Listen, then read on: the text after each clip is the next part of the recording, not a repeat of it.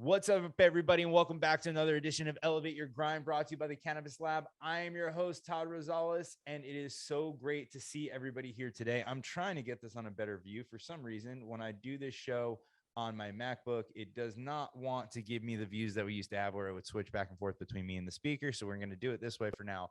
But before I get going, I typically will try to hide my guest, but considering he's on frame here, please welcome Marc Sampogna, partner and CMO at TrueGreen Global. Marc, thank you for sitting with us today. Thanks, man. Thanks. Appreciate it. Thanks for having me. Absolutely. Great to meet you. So we were just talking before we started recording, and this always happens. Me and the guests start talking, and we get into the point where we're going to be covering things that are on the podcast, so I have to cut them off. But it leads into typically where I would do announcements for this show. So coming up, folks, if you're going to be at Benzinga, which will be the week after this airs. So this is going to air, let's see. So today is the 8th, 9th, 10th, 11th, 12th. So this will air on the 12th. Benzinga will be on 420 and 421. We have on 420 the official C-Lab Benzinga after party. The next night, we have an awesome panel. It's corporate and legacy sitting at the table together. That's going to be 421 at Red Rooster. It will also be live on all the C-Lab social media channels. Go to Eventbrite, search for C-Lab. You can get in both those events. And then after that, on the 26th, we are going to have our third annual pitch contest. It's going to be amazing thing. See a bunch of cannabis startups vying to raise capital from some of the biggest funds in the industry. And then the winners, or the top two from that, will go on to what I think is going to be the greatest event of the year, the annual C-Lab conference on June 3rd and 4th. So folks, you don't want to miss any of that. Check out joinclab.com or clabconference.com. So Marc, you're going to be coming down to the conference in June. Really excited about that, man. Someone like you is what these shows are meant for. So we're kind of getting into our stories of how we got into the cannabis space here. You know, you're a branding guy, and I love that, because like creating a brand, I don't think people realize how difficult it is. We look at the cannabis industry, and I feel like coming from a brand background, and I hope people, I'm probably talking shit about a lot of the people I know in this industry, but most of the brands to me in this industry, like their branding is, we have really good weed. We have the best weed. We've been growing weed forever. This is really good weed. Your friends are smoking this weed. Like there's no lifestyle around it. There's no groupingness to it. It's not who's smoking this weed. What are you doing with this weed? When you consume this weed, what are the activities associated with it? Right. Before I was at Heisman, I was at Spring Big, and I remember we would do text message marketing campaigns for people, and I would look, and it got to a point where the regulations like didn't allow you to send imagery of cannabis, and everybody was freaking out. And I'm like, good for you.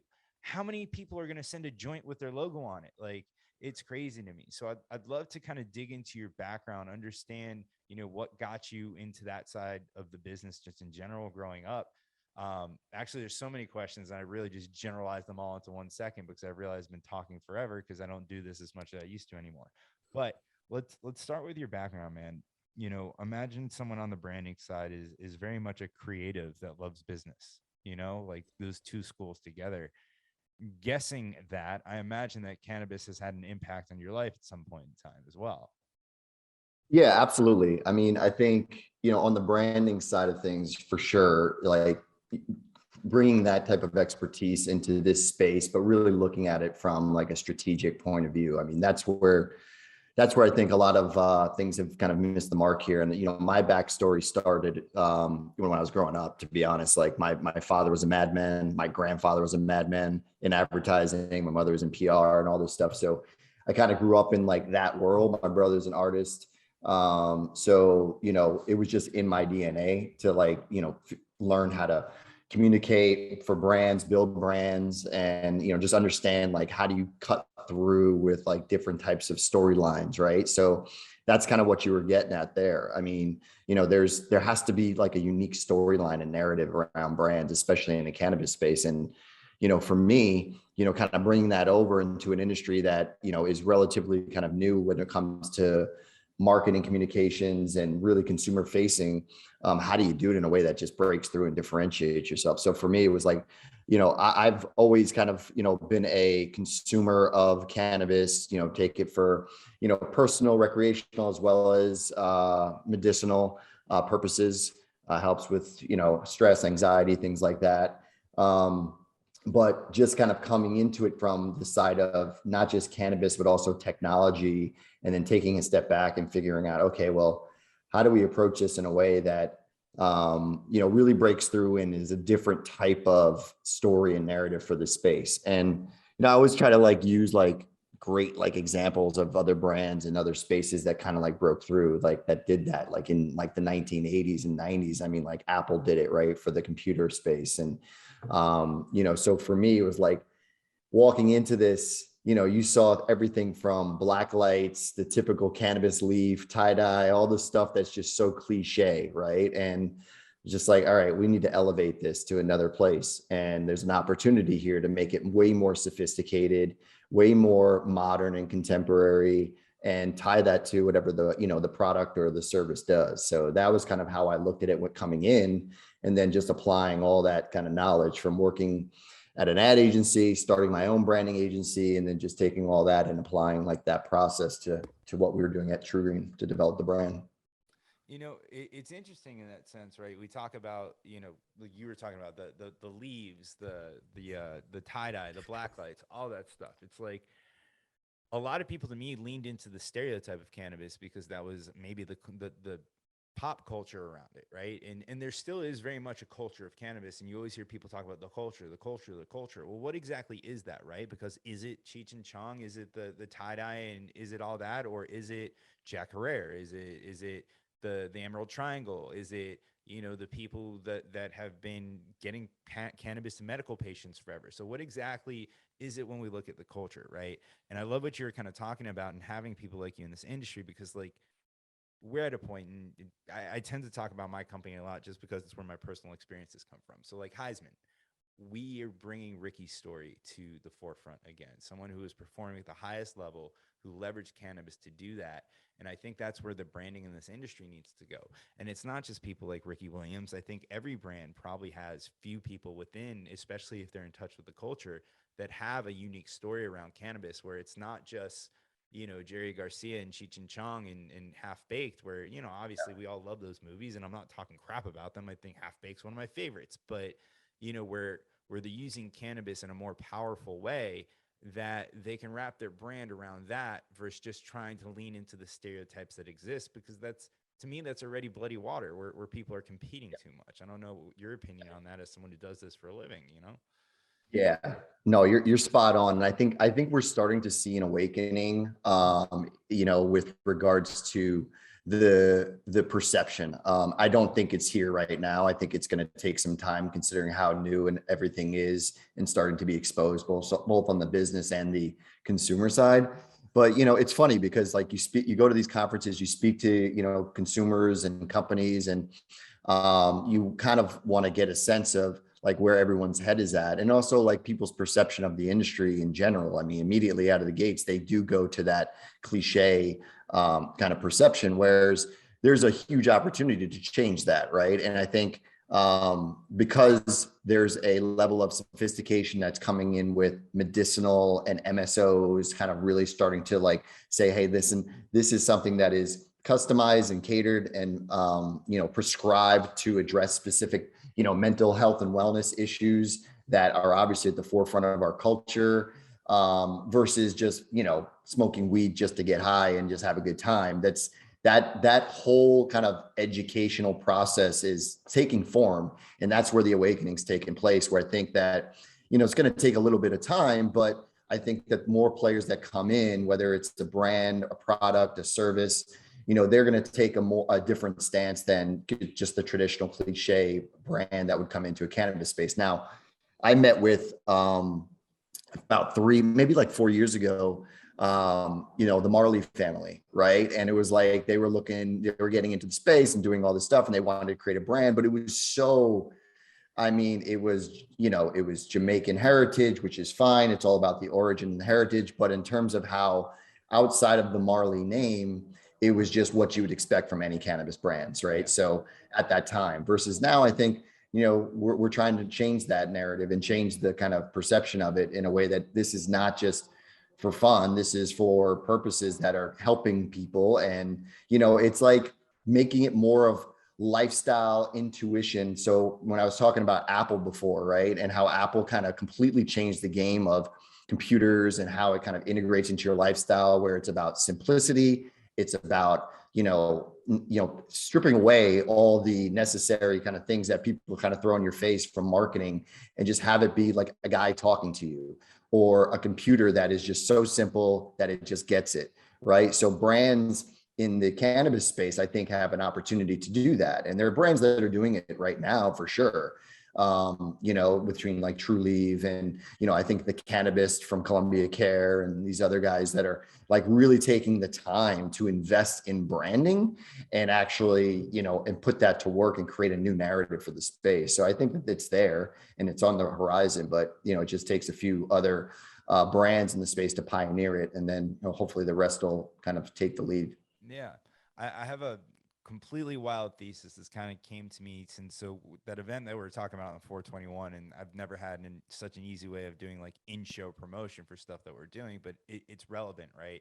Because the title of it is Corporate First Legacy, and it's two camps that have been rivals since the industry was really become legal, where you have these people who've been in the industry forever. They've risked everything they can, and not necessarily all of them were cartel related or violent criminal offenders or anything, but they were just believers in the plant and they were passionate about the plant. And then you have, the people who've become the large MSOs who come from the corporate world that maybe they were consumers before or not, right? And, we go back to what we were talking about, where I feel like it's almost like Hollywood, where a lot of these original stories got distorted. Like like you were saying, if this industry was done right, like the Marleys, Snoop Dogg, they should all have massive, massive brands, and they don't. And I think it's because the message was misconstrued, the true message of their association with cannabis, right? And I think that's where a lot of the legacy part of this industry is feeling like, hey, these are our stories to tell. They're not your stories to tell. Like, you guys are telling this for us. And, Yep. you do make a point. Like, listen, Truly gets a ton of hate. The MSOs get a ton of hate, whether on any social media platform. But I look at what they're doing now, and I hope this is what they're doing. And it's my assumption is they're starting to do deals with a lot of these brands because A, they need those brands in their stores because those are the brands that are in touch with the culture. But B, they finally realize, like, all right, we have this platform. We have, Trulieve has 100 infinity stores in Florida, right? And they have this platform. So, when they do a deal with Connected, it can let those guys tell their story. When they do a deal with like Black Tuna and any of these legacy Florida growers, they have now the platform, a very large platform, to tell their stories and connect with the people they want to connect with. So I'm hoping that this is the inflection point where the two sides start coming together. I don't know if you want to give an opinion on that or not, but like, Yeah. I hope this is what we see going forward, and I hope this is what's actually happening. I do. I think it's like I said, I think it's going to take some time. I think you hit on a point there with regards to authenticity, right? And origin, and how do you, because that word kind of connects across so many different aspects of Yeah. this space, right? In this industry. I mean, it's product authenticity, it's the storyline, it's the, everything that goes into it. And one of the things that we're, and where it's come from, who's behind it, the blend, the cultivators, et cetera. Telling that story, I think today is going to be more prevalent than ever versus just slapping a really cool logo on it or a brand or a person's celebrity's name on it and then hoping, it takes shape. I think that people are going to be more interested moving forward in levels of what's in this, THC, all the stuff that goes behind it. So get those COAs and understand more about the products and where they're coming from to be able to kind of customize it to their lifestyles. And that's the thing that, we're working on with our technology, is kind of integrating that into all cannabis products so that the consumer can immediately understand that. And I compare it to like the wine industry, right? For years, right? People, you just walk into a wine shop and you're like, ask the guy, and he's going to point you in the direction. You either want, a Spanish wine, Italian wine, whatever it is. And you look at the bottle, you look at the label, you're like, oh, that looks good.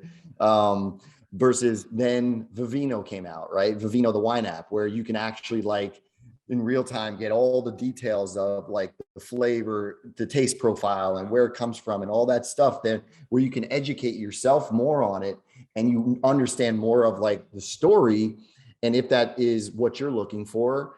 And I think that that's essentially what we're trying to do in partnering with brands and MSOs and folks like that, is integrating our technology to allow them to tell that story. Because what we do is we're able to create visibility through our technology for products to be able to tell consumers, hey, this is what's in it. This is where it came from. This is what it's good for. Just by holding up your phone to the actual package. So I think that it's on its way, and hopefully we can, as a company, kind of lead that movement, if you will. So let's talk about that, right? So I've obviously been complaining that brands don't have authentic stories in this industry yet, and a lot of them are working on it. But so we find the brands that have the authentic stories, and then we look at the cannabis industry, and it's super restrictive on being able to tell that story through the traditional channels that you're used to, right? The strategies have to be different. So I really like what you guys are doing, because there are so many different strategies to try to skirt the rules, but where is the main stays that the cannabis industry is going to use? I know text messaging is one of them. There's some email stuff, but like, I like what you guys are doing with the packaging and really kind of making that more immersive. It's funny to bring up Snoop again. I think Snoop was on one of those wine apps where they had the interactive wine, where like you would hit the wine at the label and it would start, doing things like that. But to your point, that information to have at your fingertips, where you can pick up a packaging, whether it's wine or cannabis or whatever it is, and understand if you're going to like it or not. I feel like that helps impulse purchase and everything else so much more, because to your point, like, I didn't even know that was available for wine because I'm that ignorant with wine, but I do like wine, and I know there are certain wines that I like, and there are a lot of them that I don't. And clearly it's very similar to cannabis. I don't like wine. I like wine that's similar to this one. I don't like wine in general, right? So if I find wine like that one, I'm much more likely to buy it. Same with cannabis. It took me a very, very long time to realize the terpene profiles that I like, because I would just, oh, this is named this, and I've liked that name, or that, I knew I liked Indica Sativa Hybrid, and I kind of started going towards particular strains or lineages that I like. And then I started looking across the different ones that I did like, and I noticed similar terpene profiles. And now it gets to the point where that's what I look like or look at. So I'm not just, listen, if I buy an eighth of weed, it's going to get smoked, but I won't be as happy as if it's the weed that I really like. So, you know what I mean? Like, I'm going to probably try to go through it quicker to get to the next one, just because that's the type of consumers we are. But I really want to understand more about how you guys are doing this with packaging to make it a little bit more immersive for the consumers to understand everything that goes into cannabis, because that's really, like, outside of what the packaging looks like, that's really the differentiator between different products.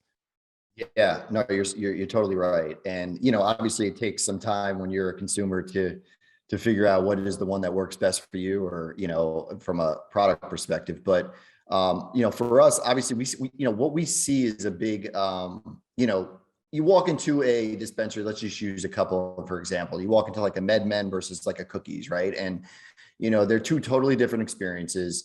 One is like you're walking into an Apple store. The other one's like you're walking into a Home Depot. I believe, because honestly, like, one, you have bud tenders and folks that are there to educate you and kind of talk you through a process, and it's helpful. In other instances, you don't, and you're kind of almost at a loss, where you're like, all right, I'm just going to buy Gary Payton OG because it sounds cool, but I have no idea what I'm buying. And, I could speak to that from like personal experience. Dude, I was in San Francisco 6 weeks ago, and I was off. It was a Sunday, right? And I'm like, well, I'm off. I might as well go do my job and go to stores anyway, because I enjoy doing it. And I can't tell you, I want to say I went to like 8 to 10 stores, and 80% of them, the shopping experience was go up to the counter, here's your iPad, tell me what you want. And it's the Jane menu. It's literally, it's like, if I wanted to do that, I could have done it from my iPad in my hotel room and just picked it up here, or even had you deliver it to me. Like, I'm like, that's not the experience I want here, Yeah.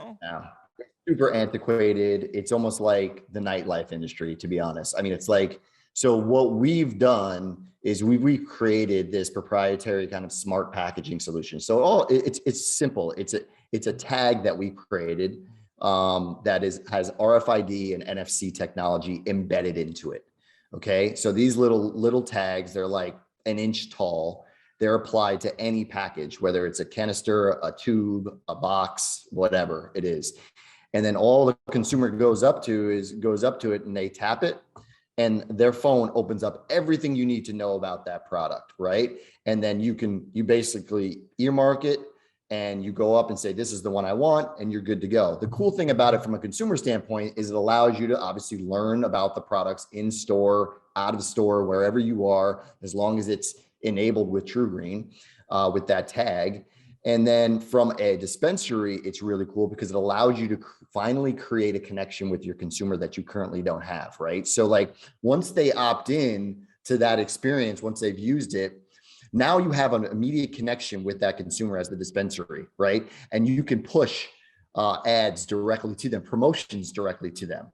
You can now create a loyalty program with them, things that just don't exist right now. And it's all done through NFC and RFID technology that's embedded in everybody's phone. So, you just need something to be able to be the catalyst that does it. And that tag is the catalyst. So to be able to walk in a dispensary tomorrow and use my phone to just quickly, tap against any product. If I had it for that Gary Payton OG, I would have known I shouldn't have bought it because it was a sativa and it destroyed me. I was at the MJ Biz conference and I took a break and I was like, you know what, let me, I was a little stressed and forget it. The conference was over from there for me. Man, I after this is done, I have a similar story to share with you of recently. So yeah, but to protect the consumer experience and to help their experience, like if TrueGreen was embedded on that, I was able to learn more. Like during that experience, the consumer and the shopping experience, I would have never bought it, and I wouldn't have been in that position. So it's great for the consumer from that standpoint. It's great for the dispensary because you can now have a new channel to communicate with them through. You're gathering their data, you're building a loyalty program with them, push them promotions, and then the other part that's really cool for like growers is that and even dispensaries if they're one and the same, is that you can actually track inventory with the tag as well. So there's a unique number applied to every package on every tag. So like instead of them going on like an iPad and checking a box, product number A5212, and then just going down a list, it's just completely done with a reader in store. Boop, boop, like almost like you're going to like doing your wedding what is your gift, right? Well, when you register, right? When you're going into like a Bed Bath & Beyond, you're just hitting it. That's what you do with our tag. If you're a dispensary or a grower, that's what helps you track inventory, and it's just all digital now through what we've created. So it streamlines everything and creates new channels, which is great.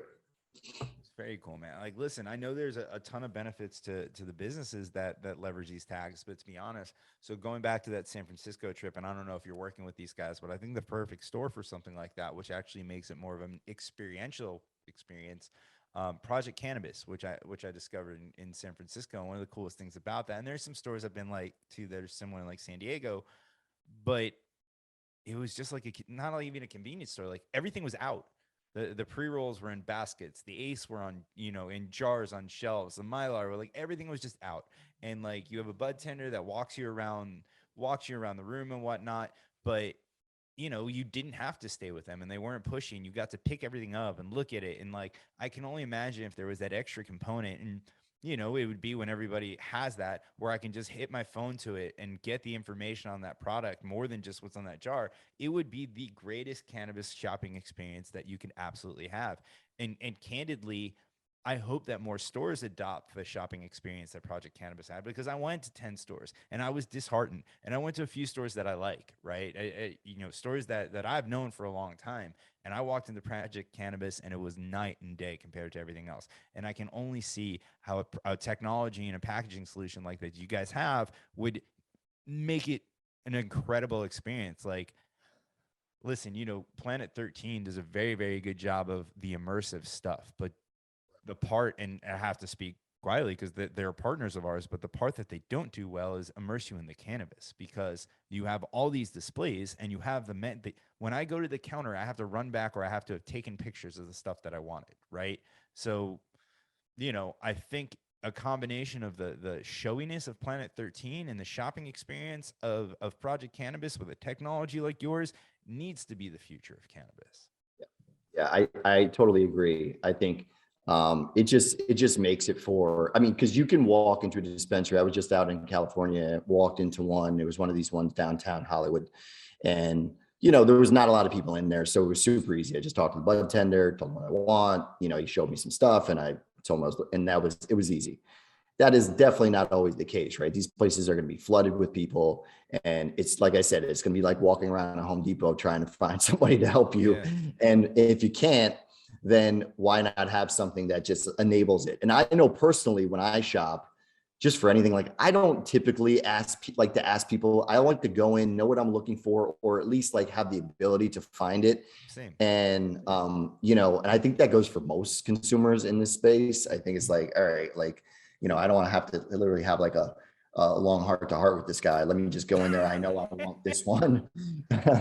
And as a consumer, it's like, let's just take that out, I think I don't know if I'm unique or not, but I'm similar in the sense that like, I'll go in like thinking, all right, I'm going to buy a half ounce or an ounce, or I'm going to get whatever it is. And, if I'm going to buy a half ounce, like I'm probably have 3 of the eighths picked out in my head. And then I'm like, all right, you fill out the fourth, like what's new? What do you like to recommend? And, try new stuff that way, but you're 100% right. I'm only doing that because I might be bored of what I have, or I'm just trying to see what else is new out there. I'm still going to buy like, Heisman obviously is one of my favorite brands. It's ours, but outside of that, I'm going to go in there. I'm going to buy a Northern Emeralds or a Cannabis like 10 times out of 10. And then, what else is new? And I've discovered some great brands that way. Yep. Yeah. That's the thing too. It's like, they're going to push the brands that are probably putting money behind it and things like that. But I think more importantly is like, that's just their thing. I'm not hating on them for that, but I think just as a consumer, it should be it's a great opportunity for discovery and giving them a tool to be able to discover it on their own. Right. And that's what I love about TrueGreen. What we're doing is like, I want to just be able to like, I remember this is dating back forever when there were like stores that sold music. Right. And you'd walk in, you'd forget everything that you'd ever want. Like, I have no idea what I want to buy or whatever it is.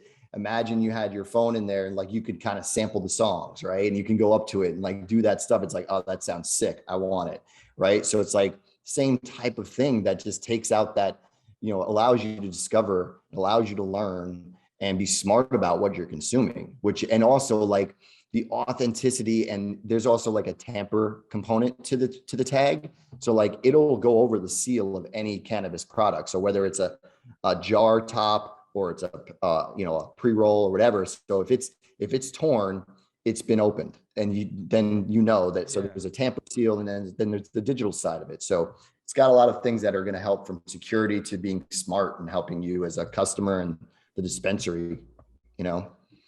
I got a dumb question, right? So I see this, and you guys aren't the only one talking about authenticity, right?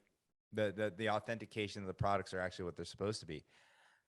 Is this actually a problem within the California dispensary system? Because to me, and if you guys can't legally answer this or anything else, like that's only a problem if I happen to buy some California product down here in Florida, right? Like it's, I feel like if I'm going to a California dispensary, it's going to be authentic. I'm kind of saying this more from a comedic standpoint, but is that actually an industry problem within the actual supply chain? So here's what happens. Here's the reason. There's a gray area. So I think it's more about when it leaves that, the cultivator or the grower or the farm, and it makes its way to dispensary X, right? Got it. This tag enables you to track that, that trip, that journey, versus what happens a lot of times is it changes hands, right? It changes hands a lot. I mean, you think about like weed maps. I mean, it disappears, weed maps, right? And you have it delivered to your door, or you have these, you don't know where that's coming from.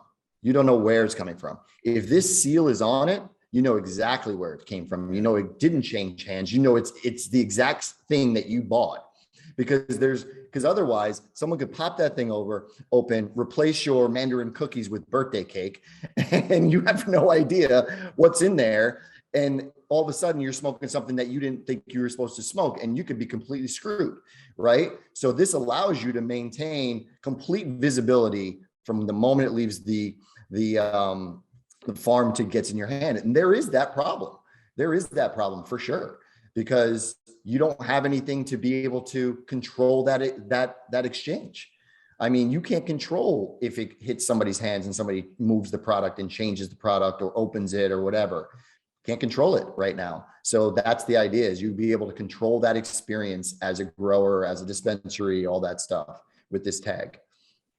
I love it, man. I think it's great. Yeah. Like I said, I think, the ability to just, and it's funny. I wrote down something here like RFID versus QR code, but I know the answer to that. A QR code's a giant pain in the ass, right? Because you got to open your camera, you got to get it to focus, which sometimes it doesn't. You got to change, move it so the light hits it better, and then you got to find the stupid link on there. So now I don't even know why I wrote that question down, but I think Listen, I get it a lot. I always say, like, here's the answer. When you go and use your Apple Pay to check out at a store these days, when you're paying for something, you just tap your phone and it pops right up, right? You got it. Imagine you had to scan a QR code and do all that other stuff. And it's like, oh, I got to scan a QR code. Then I got to hit the link. Then I got to open the link and I got to do this. This is just immediate. It's instantaneous. It has way more bells and whistles to it. Dude, I'm 35 years old and I feel like an old fart admitting this, but like I forgot my wallet the other day and I was at the gas station. I'm like, oh, they have that Apple Pay link at the thing. It is so much faster. Like than putting my credit card or debit card into the pump. I can't believe it. I found that out like 2 days ago. Yeah, it's seamless. It's Double seamless. click Everything, your phone and all of a sudden it's like select your octane. Let's go. yeah. Yeah, it's everything is obviously, I think the pandemic put even a bigger shined a much bigger light on making everything more touchless. And that's where everything kind of got elevated to, like, well, I don't even bring my wallet anywhere. I was just walking around in New York City. I didn't bring my wallet. I bought lunch. I had a meeting. I came back here for this. Like, what do I, because I know I have it right here on my phone. Now I just need to get my keys on here to open up the house. I down here in Florida, I have one of those Nest locks. So I've got rid of the keys a while ago. Now I just got to get rid of the wallet. So yeah, exactly. But yeah, I mean, it is the wave of the future. That is where everything's going. Everything's going to be digital wallet, digital, everything is scanning, where you're going to be walking into stores. Like they have the Amazon stores, you walk in and you kind of just, you open up your app and you grab what you want and you walk out.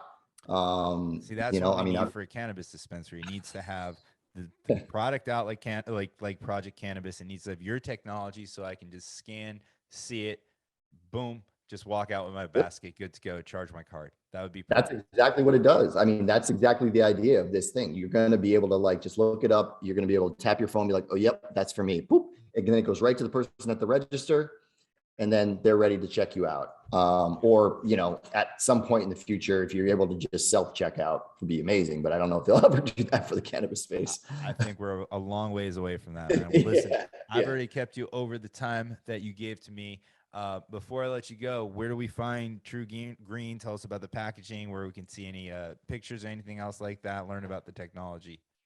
Yeah, everything is on, we can go to truegreenglobal.com. Our website has everything on there, or our Instagram at TrueGreenGlobal. We're setting up demos, scheduling conversations, kind of, we're in the midst of doing some really cool ads right now. So just check us out there, and then, hopefully we'll hear from you. Very cool, man. Well, everybody, Marc is going to be down at the C-Lab conference on June 3rd and 4th. At Mono Wynwood, and then the hotel for that will be the Marseille in Miami Beach. It is going to be 2 awesome days of cannabis extravaganza. Sorry, I literally had nothing else thought in my head, so I went with extravaganza. I'm a little embarrassed about it, but it's going to be an awesome 2-day conference. You guys should definitely come check that out. Go to clabconference.com or join C-Lab. Of course, join us after Benzinga on 420 and 421 for our industry social after party, and then the corporate and legacy panel. A lot of what Marc and I were talking about at the beginning of the show is going to be discussed. We've got a killer panel. If you want to see who that is, go to Eventbrite, search for Cannabis Lab, register for that event, and we'll see you guys there. Marc, thank you for joining me, man. Anything you want to leave us with before we go? No, man. Appreciate you having me, and look forward to seeing this and see you down in Miami for C-Lab. Absolutely, man. I'll see you in June, and we will see you all next week.